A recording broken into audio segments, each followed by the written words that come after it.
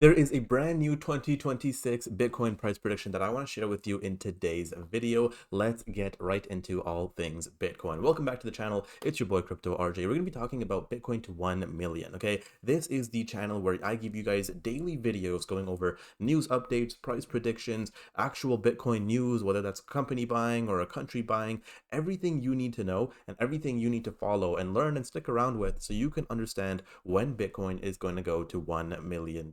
Now, this is a reality. This isn't something that I think is going to happen. It's something that I genuinely feel like I know is going to happen. Okay. Now, this is going to be a pretty good video today. So let's get right into it. Bitcoin today, guys, we're going to start off. We always start off with the price action right now is at $88,000. Now, it looks like today at 8 a.m., we didn't really see the typical, I mean, we kind of saw a little bit of dumping, right? But nothing too crazy. It seems kind of normal. Bitcoin is finally up today after a brutal week we had. I mean, look at how many Bart Simpson heads we could see here. It's just been consistent manipulation after manipulation. The end of the year is coming as well. So hopefully we can close out strong, which we will talk about because it's kind of interesting. We might actually make history if we don't close out strong. So let's talk about a couple different things and we're going to get into that 2026 Citibank prediction. So $1 billion of shorts will be liquidated if Bitcoin can rally just 3%. So for those that don't know, guys, a lot of these Bitcoin rallies are based off of leverage sweeps, right? So when people, or sorry, liquidity sweeps.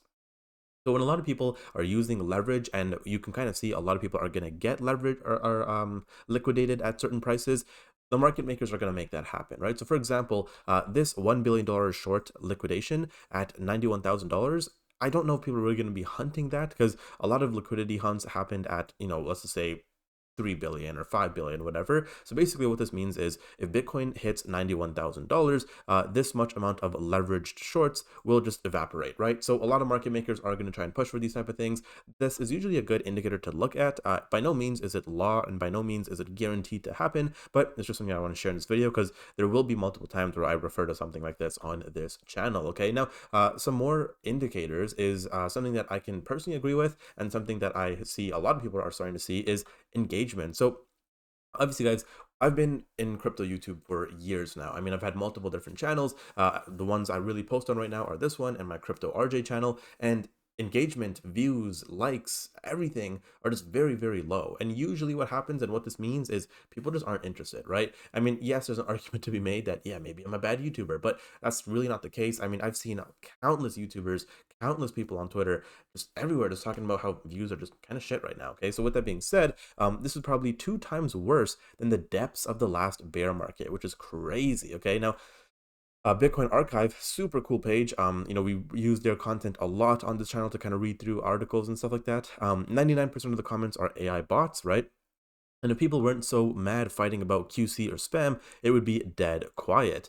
Is it the algo, or is it really, or are there really zero retail investors or interest at Bitcoin, in Bitcoin at $85,000? Again, it's pretty freaking crazy. And, obviously I had to say, no matter what, please keep posting. Okay. Now, moving on to the price prediction. So, $2.6 trillion Citibank predicts that Bitcoin will hit $189,000 next year. Now, I have seen so many different price predictions, right? What I will say is that seems to be the most realistic one that I've seen so far, right? Now, considering Bitcoin hit an all-time high of $120,000, $125,000, I do think that 190 is definitely within reason for next year, assuming we're still seeing a bull market. Now, there are multiple indicators that say that we are still in a bull market, but at the same time, there are multiple indicators that say we might go into a bear market next year. The truth is, no one really knows. And the purpose of this channel isn't to really guess where Bitcoin's going to be next week or tomorrow or next month or maybe even next year.